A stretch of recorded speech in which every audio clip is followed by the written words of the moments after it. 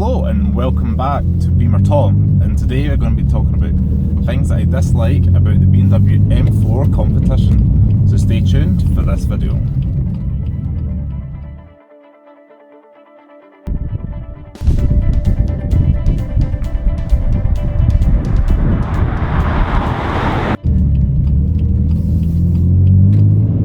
So start off with the positive.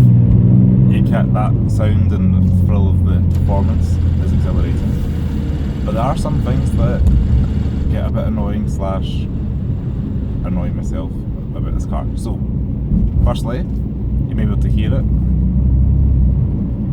It's the road noise. The car is quite loud on the road.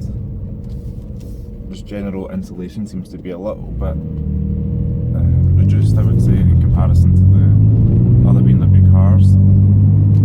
The engine noise is fine, but once you're on like a rolling road, like once you're maybe travelling at 50 or 60 on a motorway, the tyre roar is a bit deafening. So that's my first gripe. Second one is the seatbelt butler has been removed in the M4 Competition. You get that in your 420D and that helps reach your seatbelt, whereas when you get in you have to reach all the way back.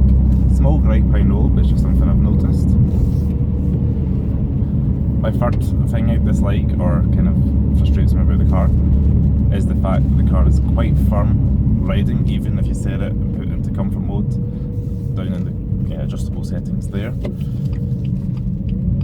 Just when you're around about town, it's just always a bit rough and fidgety. I know on a racetrack, but I've not driven on this particular car on the racetrack. The roads are, or the track itself is always smooth, and that's where this car is going to be homed in and perfect for, but around town it's just a little bit uncomfortable.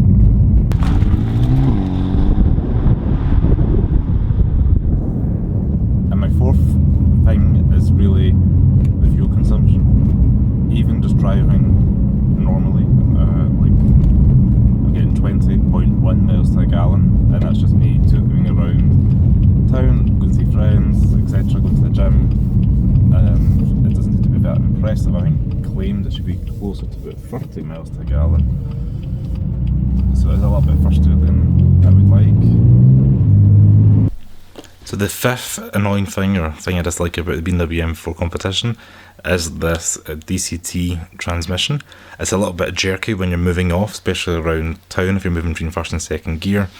It's a wee bit drudgery, and I know it's designed for high-speed racetrack when you're not really in those low gears. However, it's just something to consider. It's a little bit jerky and rough, and you wouldn't really expect it. I can probably guess that's why the new BMWs are moving to the ZF gearbox, just because they're so smooth and very comfortable to use, especially around town. In addition to these 5 things, there's a couple of things that I just thought I would mention that are a wee bit of a letdown, or again something maybe I dislike about the car, but not as much as other points. So the artificial sound, the BMW M4 pumps through the sound of the engine through the speakers, especially in your higher rev range. It does sound a little bit artificial the faster you go, so if you're travelling say from like 30 to 60, you hear a lot of engine noise, but it's predominantly comes through the speakers, and you can hear it sometimes vibrating through the subwoofer as well. I also think the interior of the M4 just looks a bit standard as well in comparison to other cars in the market at the moment in this price category. Don't get me wrong, it looks good and it's all well built. However, it's just not got the latest and greatest technology or the kind of gadget appealing gimmicks that some cars in this market class have. And for the price of it, for example, you could get something like a Tesla, you can get like a Alpine, you can get a nice Porsche, you can get your BMWs and Mercedes, other BMWs like the newer, fresher models that are 5 Series or something like the Z4. It's a bit more updated. Also think for the price of the car doesn't come with a lot of kit. I know the competition pack adds things like the bigger brakes, you've got nice leather seats, we've got the great carbon fibre roof. However, it doesn't come with things like keyless entry, you've not got the option for cooled seats in the car or adaptive cruise control. This car doesn't have a camera, which a lot of cars in 2019 do, so it's just little things like that to consider. Also, I've noticed on the forum that it hasn't happened to myself yet, that the phone seems to get lost in its connection. You're unable to pair it up again. I've seen that quite a lot pop up in other BMW M4 owners, so I just thought I'd put that on the list. I have noticed if you have two phones in the car, sometimes it fights for who's connecting for Bluetooth, but I've not actually lost it, whereas I can't find it yet. Also, the car starts up in efficient mode, so you can't really have it in a racy dynamic, or Sports Plus as BMW call it, when you start the car off to get that maximum groan when you start the car up, which would be quite nice sometimes, especially if you want to show your friends. I know you can get around this with the aftermarket switch in the butterfly valve in the exhaust, however, just the standard coming out the factory, the car doesn't allow that. And the last kind of gripings or dislike I have about the car is the fact you can't see what mode you're in. So you've got all this configuration between transmission, your steering, your suspension, your throttle response. You can have it between efficient all the way up to Sports Plus.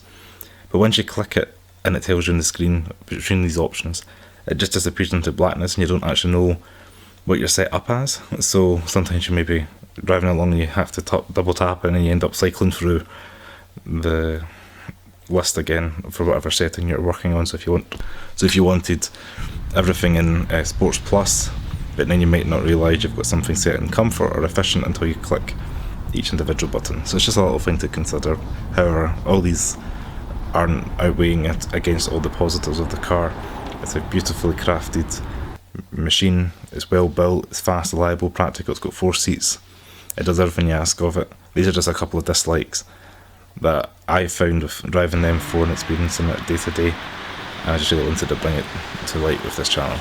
So hopefully you guys enjoyed this video. If you liked it, please give it a thumbs up, share with your friends and subscribe to Beamer Tom below. I'm trying to get more videos out to yourself and I really appreciate the subscriptions. And yeah, have a great day and I'll see you in the next video.